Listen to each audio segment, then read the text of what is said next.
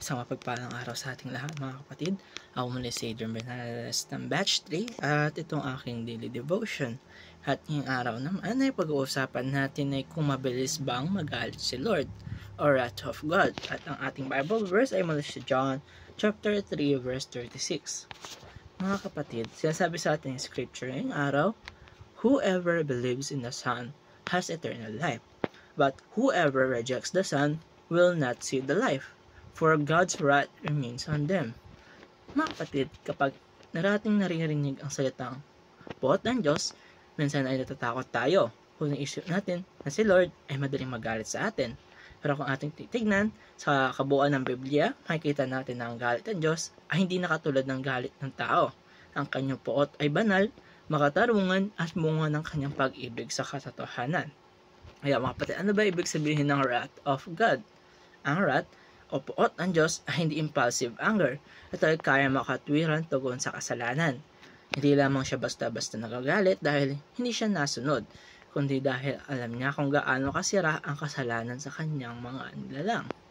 Ang galit ng Diyos ay protection din, dahil ayaw niyang masira ang mga anak niya ng kasalanan at kasinungalingan. Kaya mga kapatid, tatandaan natin na God's wrath is the other side of His love. Dahil siya ay pag-ibig, hindi niya kayang hayaan ang kasamaan na manatili ng walang hustisya. Sa panahon natin ngayon mga kapatid, marami ang sasabi na mabait naman si Lord, hindi siya magagalit.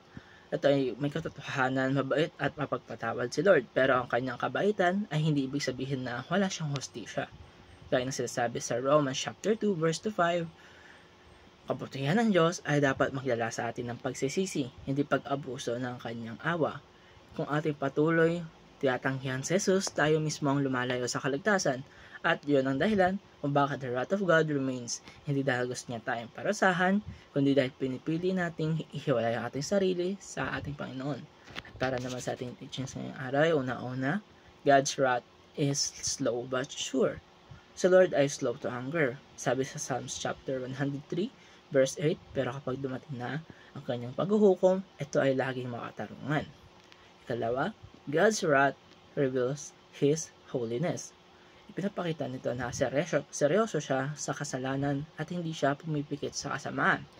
At pangatlo, Jesus saves us from God's wrath. Sa pamamagitan naman ni Kristo, tayo ay naligtas mula sa parusa ng kasalanan.